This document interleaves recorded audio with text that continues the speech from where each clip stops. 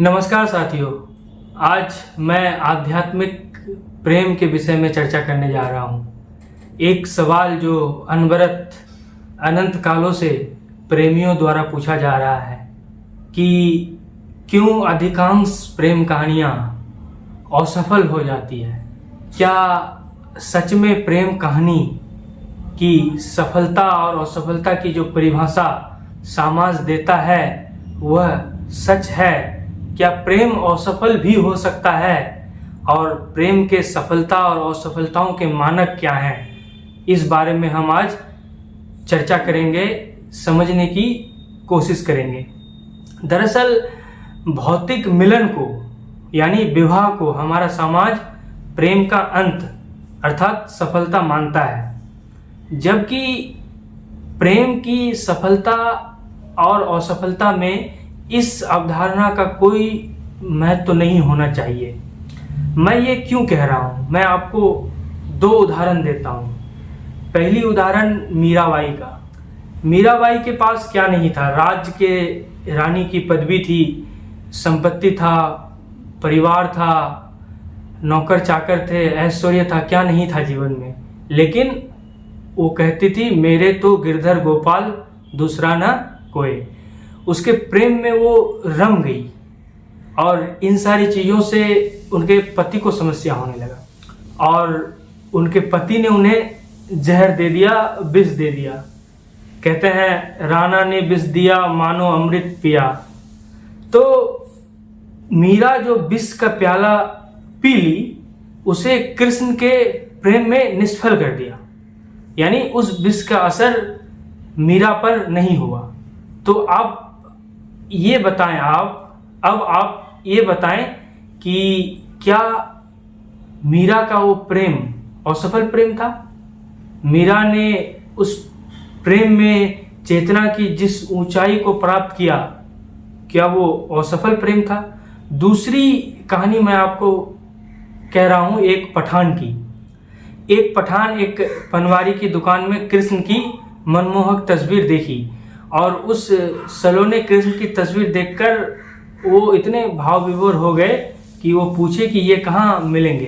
तो पता चला कि ये श्याम सुंदर सलोना वृंदावन में मिलेंगे। फिर उन्होंने देखा कि इस तस्वीर में उनके पैरों में जूती नहीं है। तो उन्हें लगा कि इतने कोमल बालक, इतने सौम्य सुंदर बालक, इनके पैरों में जूती नहीं है, ये चलते होंगे धूप में, सड़क में, धूल में, तो इनकी पैरों पे तो चोट लगती होगी, छाले पड़ते होंगे।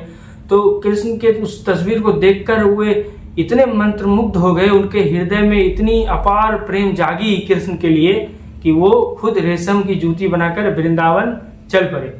जैसा कि अब एक मुसलमान को एक हिंदू के मंदिर में तो प्रवेश नहीं दिया जा सकता, तो वैसे ही उन्हें भी प्रवेश नहीं दिया गया। लेकिन वो हट करके बैठ गए मंदिर के पास। वो हट करके मंदिर के पास बैठ गए कि कृष्ण को मैं अपने हाथों से जूती पहनाकर ही दम लूंगा। उनका ये था, एक जिद था। तो कृष्ण के प्रेम में, कृष्ण के भक्ति में, उसके इंतजार में वो गीत लिखते रहे।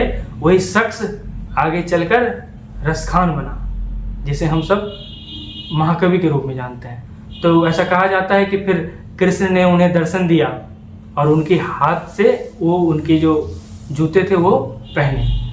तो जितनी भी प्रेम कहानियां हैं वो मशहूर इसलिए है क्योंकि वो असफल है। वो असफल इसलिए है कि समाज द्वारा उन प्रेम कहानियों में बहुत ज़्यादा ज्यादती की गई। चाहे सोनी महिवाल की प्रेम कहानी हो, लैला मजनू की प्रेम कहानी हो, मिर्जा साहिबा की प्रेम कहानी हो, ये सारी चीज़ें क्यों होती है? हमारा समाज अजीब है। हमारा समाज जब भी ऐसे समर्पित प्रेमी जोड़े को देखता है तो पहले हर संभव प्रयास करता है कि इनकी हत्या की जाए, इनके प्रेम को नष्ट किया जाए, और फिर उसी प्रेम की फिल्में बनती है। जब प्रेम इतिहास बन जाता हो फिर हम थिएटर में जाके ताली बजाते हैं, लेकिन बस वो तालियां थिएटर तक ही बजती है। आने के बाद फिर हम अपना असली स्वरूप में लौट जाते हैं। तो मैं ये जो दो कहानियां मैंने आपसे कही, ये मैंने क्यों कहा? ये मैंने इसीलिए कहा क्योंकि मैं ये कहना चाह रहा हूँ कि प्रेम असफल होता ही नहीं है, प्रेम में होना ही सफलता है। प्रेम करता है इतने में ही सफल हो जाता है।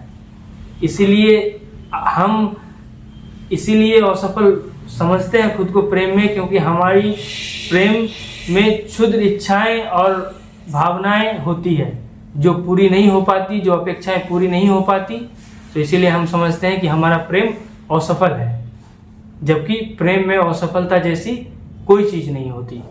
हाँ, लेकिन अगर आप एक आकर्षण को, एक मोह को, दूसरे के प्रति उम्मीद को, दूसरे का भावनात्मक, शारीरिक अनेक प्रकार के शोषण को प्रेम की संज्ञा देते हैं और वो पूरा नहीं हो पाता, क्योंकि अस्तित्व हमारी क्षुद्र इच्छाओं और भावनाओं और वासनाओं पर नहीं चलती, तो हम उसे अगर असफल कहते हैं तो वो प्रेम नहीं है।